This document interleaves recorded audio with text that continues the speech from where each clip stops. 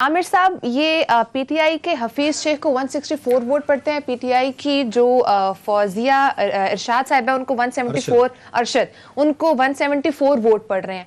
तो ये क्या हफीज शेख पे एतमाद नहीं था या वजह कुछ और थी? वजह तो अब नियतों का हाल और जेबों का हाल तो अल्लाह मियाँ जानता है या पीपल्स पार्टी वाले जानते हैं कि किसने कितने दिया। हम तो जो अपना तजिया करते हैं वो सियासी फैक्टर्स पे करते हैं ना। जहाँ मामलात आ जाए खरीदने फरूदने के, अंदर की दिल की नाराज़गियाँ, गुस्से, पर इसमें तो कोई शक नहीं था कि ये वाला ये नज़र आ रहा था कि एलाइज खुश नहीं है, काफ़ी सारे लोग खुश नहीं हैं।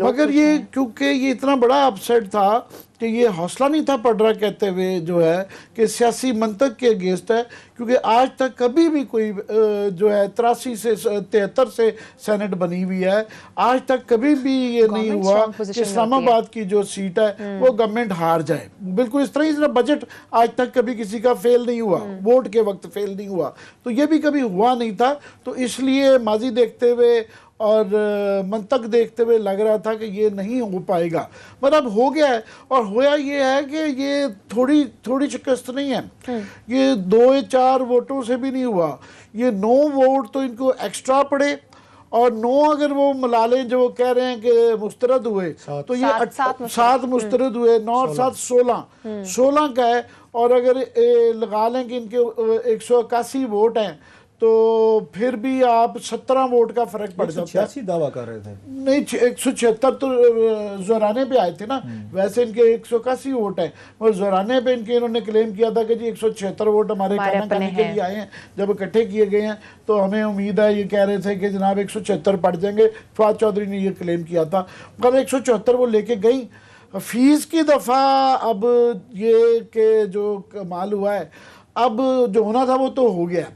अब इसके 2 चीज़ें हैं, एक ये कि इसके मुज़मरात क्या हैं, इफेक्ट्स क्या आएंगे, और दूसरा ये कि क्या लेसन्स क्या लर्न करेगी पीटीआई और ख़ास तौर पे इमरान साहब। मुज़मरात तो सबसे बड़े ये हैं कि फ़र्ज़ी तौर पे कि वो एक तो ऑफ कोर्स अखलाकी झटका लगा है, सियासी झटका लगा है, पीडीएम के गुब्बारे में हवा भर जाएगी, और इनके लिए फ़ौरी तौर पे ये क्वेश्चन आएगा वोट ऑफ कॉन्फिडेंस लेने का।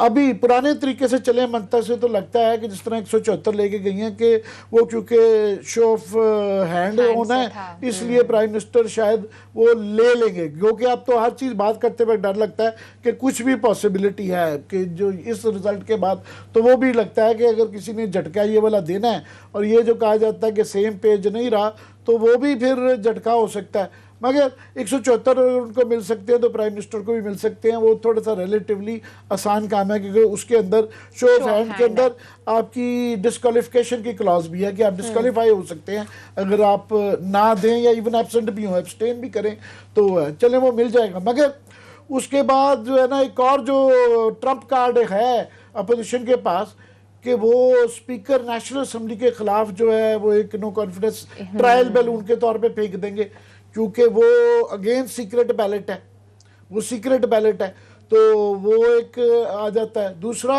अब सेनेट के चेयरमैन और डिप्टी चेयरमैन के इलेक्शन जो है ना, उस पर बड़ा क्वेश्चन आ गया कि अभी खत्मी रिजल्ट पूरे नहीं आए, मगर ये बड़ा क्लोज है। मगर ये एलाइज के साथ मिलके बड़े क्लोज किस्म की 50-50 टाइप पे आ रहे हैं, तो एलाइज के अंदर अगर ये हाल है कि वो पीछे से चाकू मार दिया है, अब एमक्यूएम ने मारा है, पीएमएलक्यू ने मारा है, जीडीए ने मारा है, चाहे पीटीआई के अंदर अपने लोग जो हैं, तो उसका मतलब है कि वो भी अब प्रिकेरियस सेनेट का इलेक्शन बड़ा इंटरेस्टिंग हो गया। और पीपल्स पार्टी क्लियरली नज़र आ रहे हैं, आसिफ अली जरदारी को आप क्रेडिट दें डिसक्रेडिट दें, पाकिस्तान में विनर को हर कोई सलामी करता है कि जनाब ये विनर है। अब वो कल की वीडियो और वो टेलीफोन रिकॉर्ड गिलानी के बच्चों की वो लोगों भूल भी गई है, एकदम भूल गई है। वो कह रहे हैं नहीं जनाब देखें ना, आपके अपने भी तो कमज़ोर थे ना, जिन्होंने पैसे देने वाला नहीं था, पैसे लेने वाले भी थे। और पैसे लेने वाले अगर आपके काबू में नहीं हैं, आपकी पार्टी काबू में नहीं है, एलाइज काबू में नहीं है, तो देन फिर आपके सियासी झटका तो फिर लग रही था। और आसिफ जरदारी साहब बड़ा ऑफेंसिव पे खेल रहे हैं। उन्होंने देखे ना 2 सीटें, जो मैं प्रोविंशियल सीटों पे आ जाऊंगा अभी, मगर एक उन्होंने ताज हैदर की, उनकी जो वहाँ पे जनरल सीटों के अंदर जो है 4 बनती थी मेरिट के ऊपर, 5वीं उन्होंने निकाल लिया है। अभी हतमी रिजल्ट नहीं आया, ये मुझे जो अभी तक रिजल्ट लग रहा था ताज हैदर जीत गए हैं, ये अनाउंसमेंट हो गई है। तो मुझे शक पड़ता है कि फिर जो पीर पगाड़ा साहब के जो छोटे भाई सदरुद्दीन साहब जो हैं वो जीडीए के कैंडिडेट शायद वो ना हो पाए। अभी रिजल्ट पूरा नहीं आया, ये कल भी मैंने खर्चा किया था कि वही कमजोर पार्टी लगती है। एक वहां से उन्होंने जीत ली एक्स्ट्रा, और एक ये दूसरी एक्स्ट्रा जीत ली कोटे से ज्यादा। और अभी पता नहीं केपी के इलेक्शन नहीं आया फरीदुल्लाह बाबर का, मैंने अभी पता नहीं जीत रहे हैं खबरें चल रही हैं अभी बार उस पे वो नहीं करते, मगर ये 2 वोट एक्स्ट्रा ले लिए हैं। मगर लेट्स से कि अगर सेनेट का चेयरमैन जीत भी जाती है गवर्नमेंट एंड एलाइज, तो ये गवर्नमेंट के 2.5 साल मुश्किल में रहेंगे।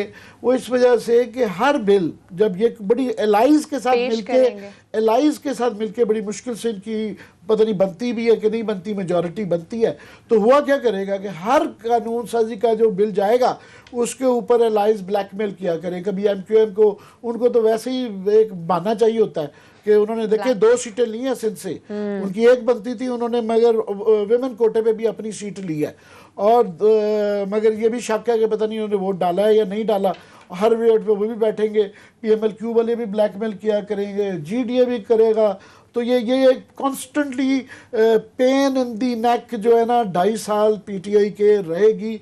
सो उनका ये जो था कि सेनेट के इलेक्शन के बाद वो ज़रा कंफर्टेबल हो जाएंगे, अपनी मर्जी की कानून साजी कर सकेंगे, पॉलिसी इम्प्लीमेंट कर सके, तो वो वाला नहीं होने जा रहा। अब ये है कि प्रोविंसेस में क्विकली मैं कर दूं कि जो बाकी तो सारी एक्सपेक्टेड है, मगर ये पीटीआई का क्यों सारा फोकस इस्लामाबाद पे आ गया, केपी में थोड़ा सा बदला लिया है।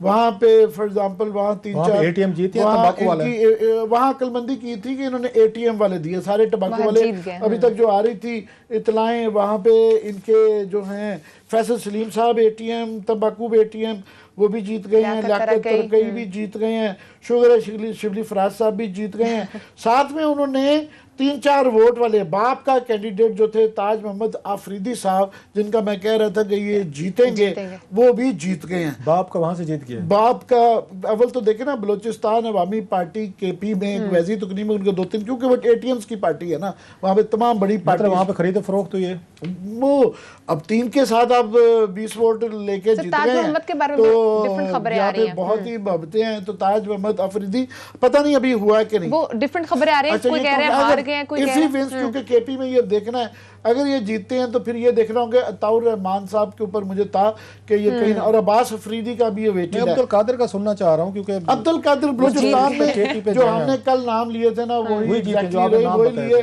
फर्क ये है कि वहाँ पे एएनपी के जो हिदायतुल्लाह साहब जीते हैं, वहाँ अजीब सिलसिला है कि एएनपी वैसे पीडीएम का हिस्सा है, मगर वहाँ पे जो है ना वो गवर्नमेंट की एलाइड है, गवर्नमेंट का हिस्सा है ANP। तो वो कह रहे हैं कि जनाब ये अगर सेनेटर भी बन के हिदायतुल्लाह खान ये संजनानी या सेनेट चेयरमैन पे वोट जो है ना ये पीटीआई को देंगे। अब ये एक अनोमली है।